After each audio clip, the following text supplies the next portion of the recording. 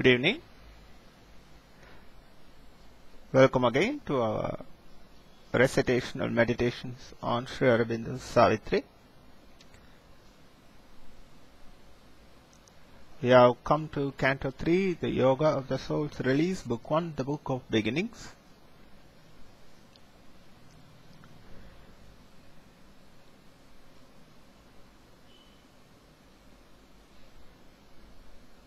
We are through verses 360 through 365.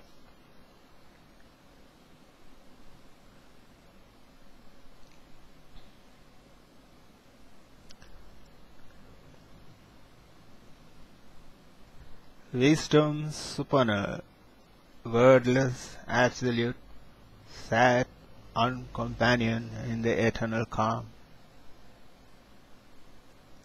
All-seeing, motionless, sovereign, and alone. Their knowledge needs not words to embody idea. Idea seeking a house in boundlessness, wary of its homeless immortality, as not in thought's carved brilliant cell to rest, whose single windows clipped outlook on things sees only a little arc of God's vast sky. The boundless, with the boundless their consorts, while there one can be wider than the world. While there one is one's own infinity,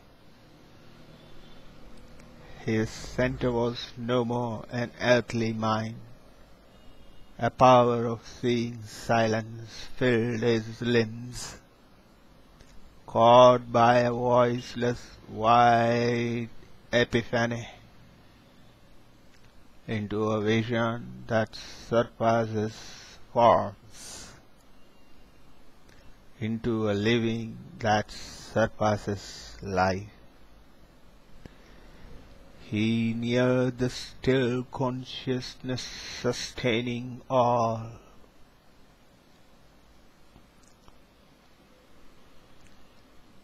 The voice that only by speech can move the mind became a silent knowledge in the soul. The strength that only in action wields its truth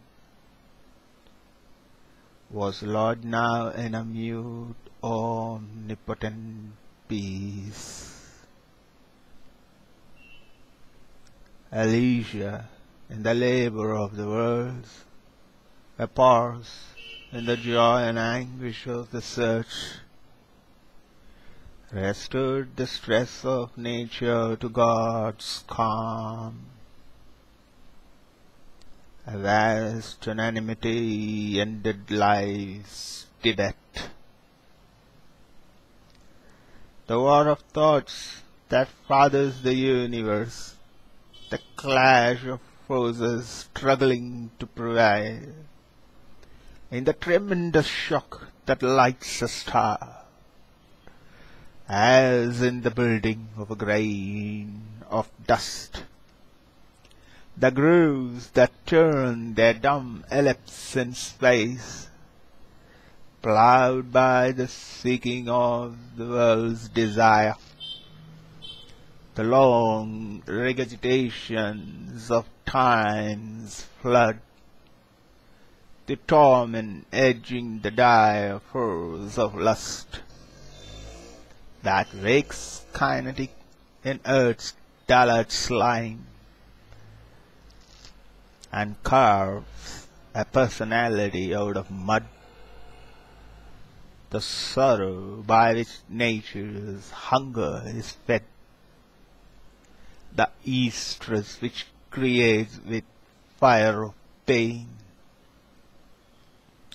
the fate that punishes virtue with defeat, the tragedy that destroys long happiness.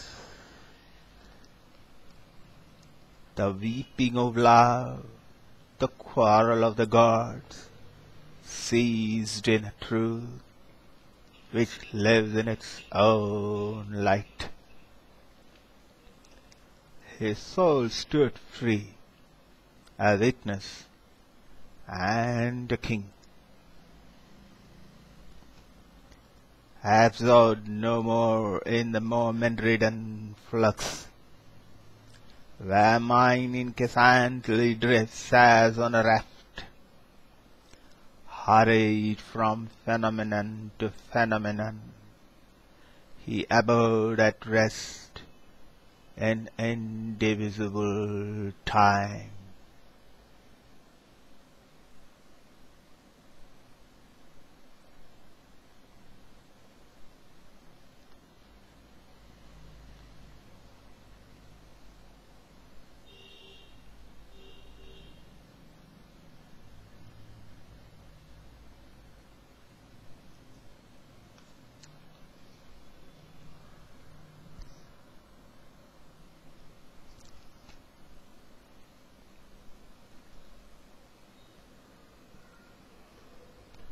A vast unanimity ended life's debate, the war of thoughts that fathers the universe, the clash of forces struggling to prevail, in the tremendous shock that lights a star, as in the building of a grain of dust. It could not have been written farther than 1950. And it's doubtful if scientists knew how from hydrogen dust stars are born, exactly as it's said here, in the tremendous shock that lights a star, as in the building of a grain of dust.